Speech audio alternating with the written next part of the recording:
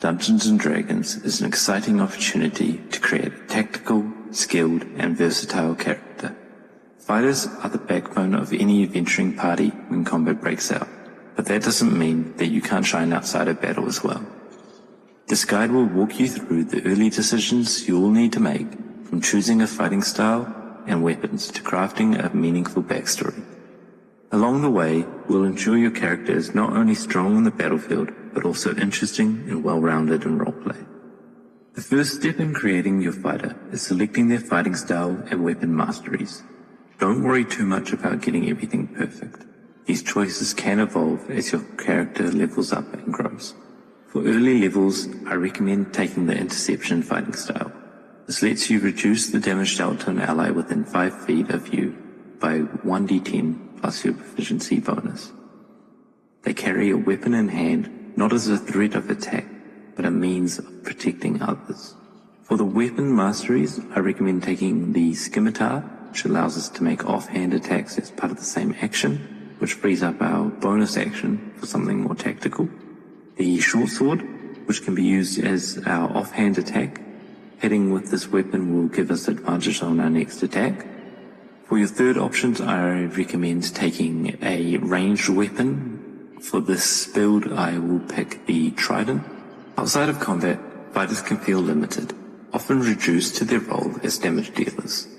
But this can be countered by choosing the Artisan background, which grants 4 tool proficiencies, making your character uniquely skilled and useful beyond battle. Here are some tools that you might consider. Smith's tools allows us to craft armor, weapons, ball bearings, caltrops, and grappling hooks. Tinker's tools, which allows us to create firearms and hunting traps. Weaver's tools, which allows us to make nets, padded armor, or rope. Alchemist supplies, which lets us brew acid, alchemist fire, or oil. At level 3, fighters choose their martial archetype. For a tactical, tool-savvy character, the Battlemaster subclass is the perfect fit. It not only enhances your combat prowess, but also grants another tool proficiency.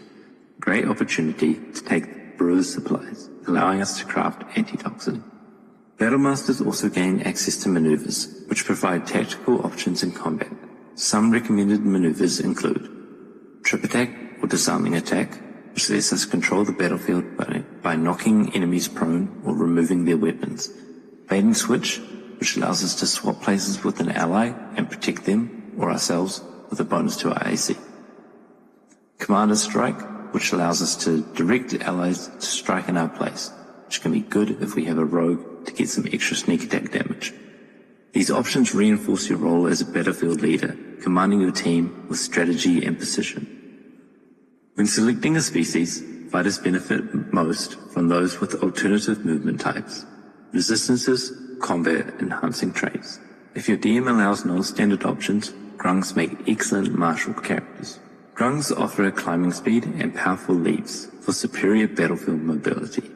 They have poisonous skin, which makes our attacks even more deadly. In Grung society, blue Grungs serve as artisans, making them the natural choice for our crafting-focused build. A compelling character needs more than just mechanics. A strong backstory will make your fighter memorable at the table. Focus on 4 core traits: personality, ideals, bonds, and flaws. Your personality should reflect noticeable habits and quirks. For example, your Grung might compulsively need to splash in every pool of water they find, which will symbolize their aquatic nature. Ideals are what our character believes in. As a blue Grung, they might embrace their role in their caste system, loyal to the tribe and the Golden Queen. Our bonds are our deep connections with others. A fighter might be fiercely devoted to protecting their tribe and honoring the artisan tradition of their people. Our flaws, this is where real character growth begins. Grungs are naturally poisonous, but snakes are immune to their toxin.